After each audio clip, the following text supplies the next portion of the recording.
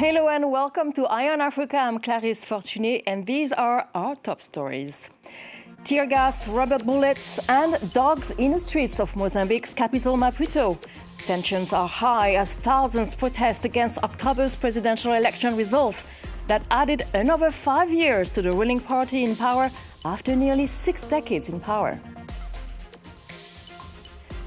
There are 150,000 domestic workers in Lebanon, mostly from Africa. The war has left them even more vulnerable, lost in a foreign country. From one day to the next, they find themselves on the streets. And then we'll go to Senegal. The 15th edition of the Dakar Biennale of Contemporary Art Exhibition is underway.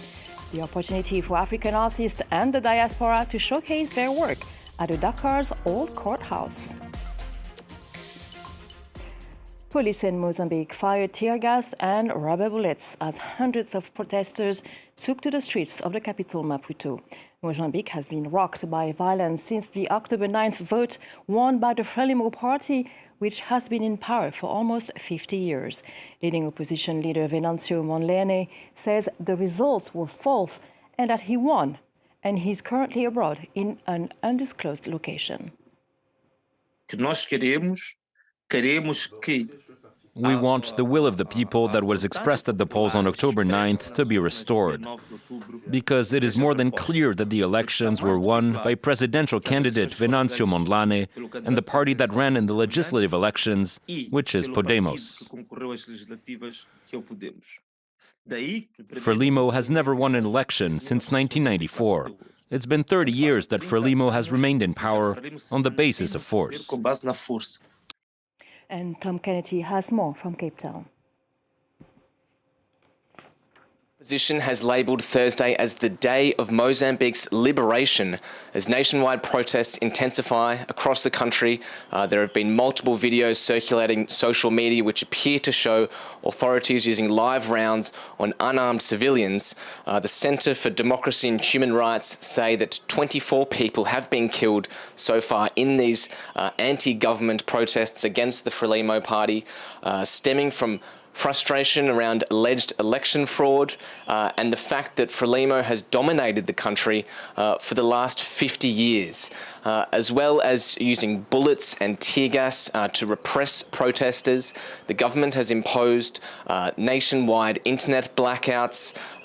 On top of that, there's been conflict erupting at the border with South Africa. South Africa actually closed its Rosano-Garcia border on Wednesday after officials and civilians tried to flee from this political violence.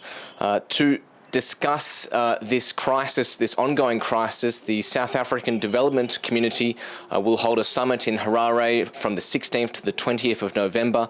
But that summit will be chaired by Zimbabwe President Emmerson Mnangagwa, who controversially actually congratulated Daniel Chapo from the ruling Frelimo party for winning the election before the results were even released. So that leaves not much hope for these protesters claiming election fraud. The feud between Sudan and Chad is now official. The Sudanese authorities have filed a complaint with the African Commission on Human and People's Rights against its neighbor. They accuse the country of arming the paramilitary militia known as the Rapid Support Forces. Our regional correspondent Bastien Renouille has the details.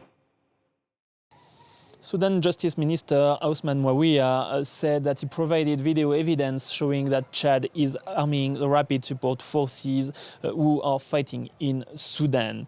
According to him, Chad is complicit in war crimes, crimes against humanity and genocide, especially in West Darfur, where tens of thousands have been killed since the beginning of the war in April 2023. In the past, Chad already denied accusations that it was amplifying the war in Sudan by arming the Rapid Support Forces. Its Foreign Affairs Ministers Abderrahman Koulamala said, "We do not support any of the factions that are fighting on Sudanese territory. we are in favor of peace. So is Chad directly involved in the war in Sudan? It's impossible to say so far, but it's hosting a military hospital on its territory, a hospital that was built by the United Arab Emirates near the border with Darfur. And according to an investigation by our colleagues from the New York Times that was published a few weeks ago, this hospital is used to help wounded Rapid Support Forces soldiers, and it's also used to bring weapons into Sudan, which is forbidden since there is a UN arms embargo on Darfur. So what's going to happen now that Sudan has officially filed a complaint against Chad? It's impossible to say so far since the African Union has not commented yet on this complaint. In Lebanon, the war has forced almost 1 million people to leave their homes. Some of them had nowhere to go, lost in a country that was virtually unknown. The most vulnerable domestic workers, there are about 150,000 in Lebanon, most of them from Africa. They found themselves overnight on the streets. Places have now opened up to provide them with shelter. Yohan Boudin and Ashraf Abid report.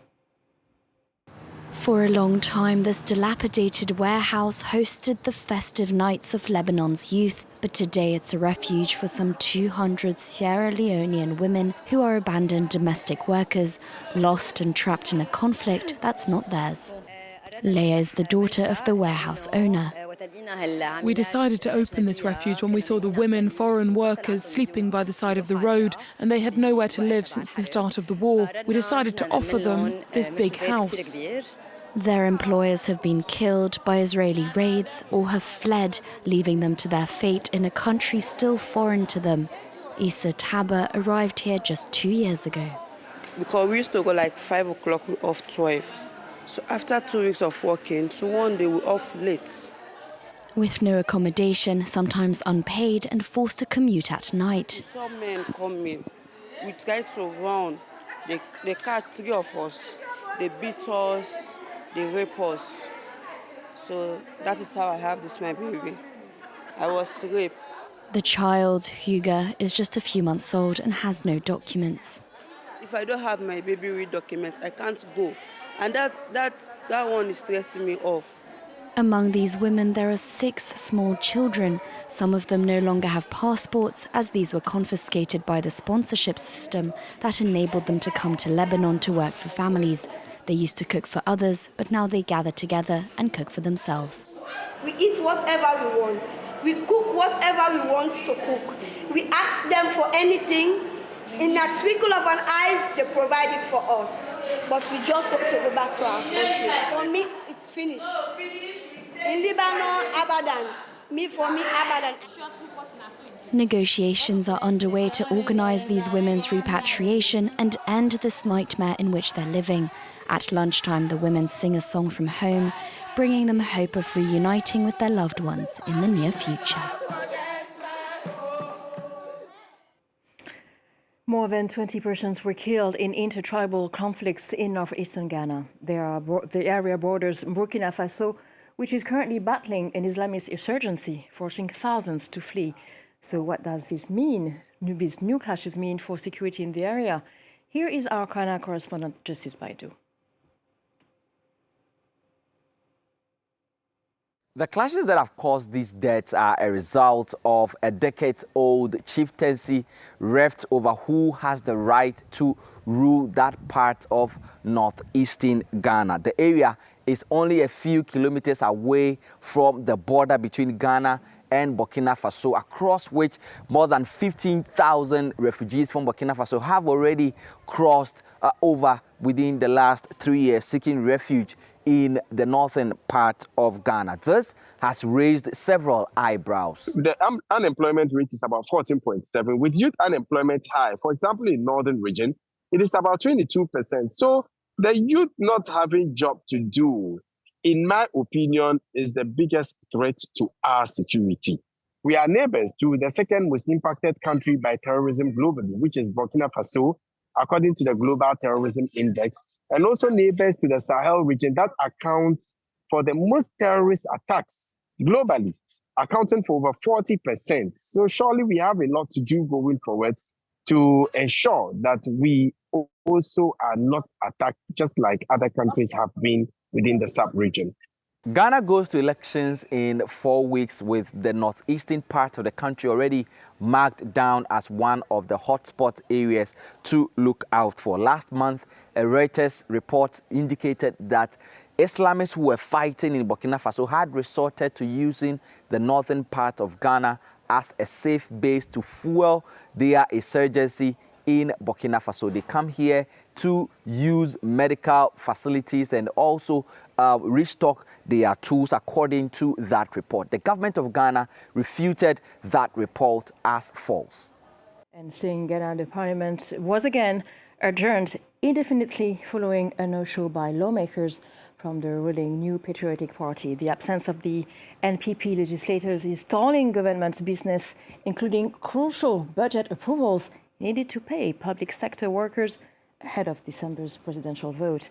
The political impasse stems from the Speaker's decision in October to declare 4 seats vacant, arguing that the sitting MPs had broken the constitution by shifting party affiliation.